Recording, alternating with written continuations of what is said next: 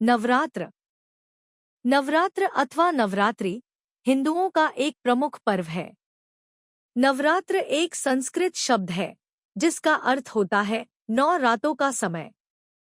इन 9 रातों और 10 दिनों के दौरान शक्ति देवी की पूजा की जाती है। साल में 4 बार नवरात्र आते हैं: माघ, चैत्र, आषाढ़ और आश्विन। यह चंद्र आधारित हिंदू महीनों में चैत्र, माघ, आषाढ़ और आश्विन, ग्वार, प्रतिपदा से नवमी तक मनाया जाता है। चैत्र मास में वासंतिक अथवा वासंतीय और दूसरा आश्विन मास में शारदीय नवरात्र। शारदीय नवरात्र का समापन दशहरा को दुर्गा प्रतिमा के विसर्जन के रूप में होता है।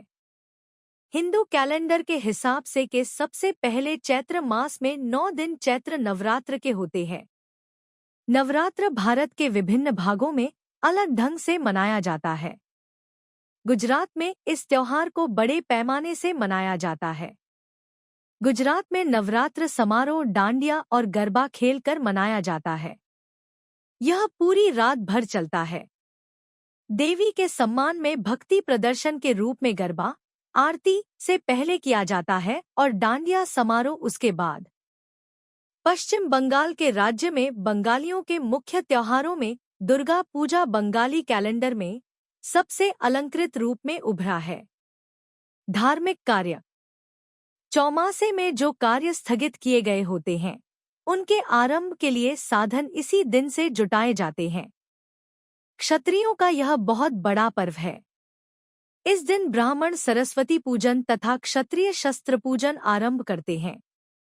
विजयादशमी या दशहरा एक राष्ट्रीय पर्व है, अर्थात आश्विन शुक्ल दशमी को सायंकाल तारा उदय होने के समय विजयकाल रहता है। यह सभी कार्यों को सिद्ध करता है। आश्विन शुक्ल दशमी पूर्व विद्या निषिद्ध, परविद्या शुद्ध और श्रवण नक्षत्रयुक्त सूर्योदय व्यापिनी सर्वश्रेष्ठ होती है। अपराह्न काल, श्रवण नक्षत्र तथा दशमी का प्रारंभ विजय यात्रा का मुहूर्त माना गया है। दुर्गा विसर्जन, अपराजिता पूजन, विजयप्रयाग, शमी पूजन तथा नवरात्र पारण इस पर्व के महान कर्म हैं। इस दिन संध्या के समय नीलकंठ पक्षी का दर्शन शुभ माना जाता है। क्षत्रिय इस दिन प्रातः स्नानादि नित्य कर्म से निवृत्त होकर संकल्प मंत्र लेते हैं।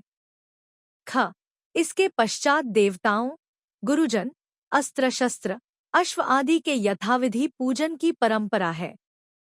अन्य धर्मों में नवरात्र और देवी पूजा का उल्लेख सिख धर्म के ऐतिहासिक ग्रंथों में मिलता है, खासकर गुरु गोबिंद सिंह द्वारा रचित दसम ग्रंथ में।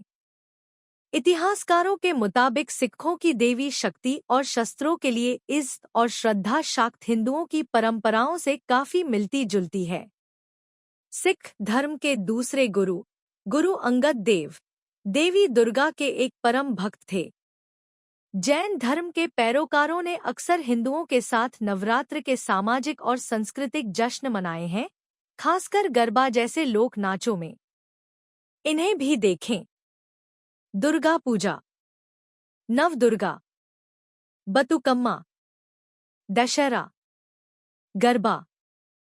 5वां दिन, स्कंदमाता देवी का अवतार, स्कंदमाता।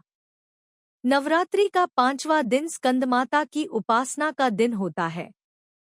मोक्ष के द्वार खोलने वाली माता परम सुखदायी हैं। माँ अपने भक्तों की समस्त इच्छाओं की पूर्ति करती हैं। श्लोक। सिंहासनगता नित्यम पद्माश्रित करद्वया, शुभदास्तु सदा देवी स्कंदमाता यशस्विनी। कथा। भगवान स्कंद कुमार कार्तिकेय नाम से भी जाने जाते हैं। ये प्रसिद्ध देवासुर संग्राम में देवताओं के सेनापति बने थे। पुराणों में इन्हें कुमार और शक्ति कहकर इनकी महिमा का वर्णन किया गया है। इन्हीं भगवान स्कंद की माता होने के कारण मां दुर्गाजी के इस स्वरूप को स्कंदमाता के नाम से जाना जाता है। स्वरूप। स्कंदमाता की 4 भुजाएं हैं। इनके दाहिनी तरफ की नीचे वाली भुजा, जो ऊपर की ओर उठी हुई है, उसमें कमल पुष्प है। बाईं तरफ की ऊपर वाली भुजा में वरमुद्रा में तथा नीचे वाली भुजा जो ऊपर की ओर उठी है उसमें भी कमल पुष्प ली हुई हैं। इनका वर्ण पूर्णतः शुभ्र है। ये कमल के आसन पर विराजमान रहती हैं। इसी कारण इन्हें पद्मासना देवी भी कहा जाता है। इनका वाहन सिंह, शेर है। महत्व। नवरात्रि पूजन के 5वें दिन का शास्त्रों में पुष्कल महत्व बताया गया है। इस चक्र में अवस्थित मन वाले साधक की समस्त बाह्य क्रियाओं एवं चित्तवृत्तियों का लोप हो जाता है। वह विशुद्ध चैतन्य स्वरूप की ओर अग्रसर हो रहा होता है। साधक का मन समस्त लौकिक, सांसारिक, मायिक बंधनों से विमुक्त होकर पद्मासना मां स्कंदमाता के स्वरूप में पूर्णतः तल्लीन होता है। इस समय साधक को पूर्ण सावधानी के साथ उपासना की ओर अग्रसर होना चाहिए। उसे अपनी समस्त ध्यान वृत्तियों को एकाग्र रखते हुए साधना के पथ पर आगे बढ़ना चाहिए। मां स्कंदमाता की उपासना से भक्त की समस्त इच्छाएं पूर्ण हो जाती हैं। इस मृत्युलोक में ही उसे परम शांति और सुख का अनुभव होने लगता है। उसके लिए मोक्ष का द्वार स्वमेव सुलभ हो जाता है।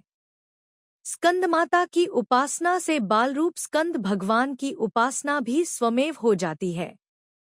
यह विशेषता केवल इन्हीं को प्राप्त है। अतः साधक को स्कंदमाता की उपासना की ओर विशेष ध्यान देना चाहिए।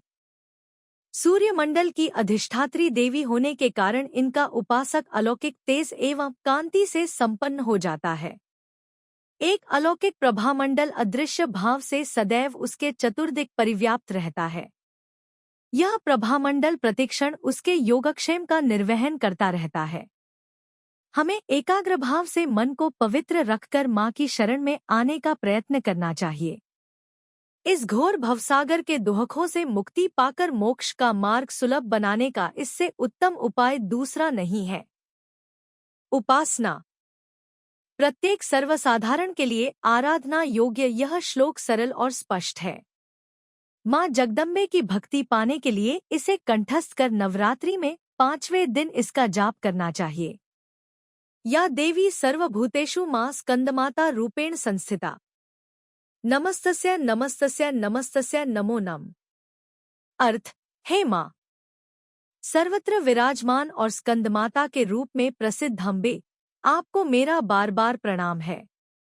या मैं आपको बारंबार प्रणाम करता हूँ। हे मां, मुझे सब पापों से मुक्ति प्रदान करें। इस दिन साधक का मन विशुद्ध चक्र में अवस्थित होता है। इनके विग्रह में भगवान स्कंदजी बाल रूप में इनकी गोद में बैठे होते हैं।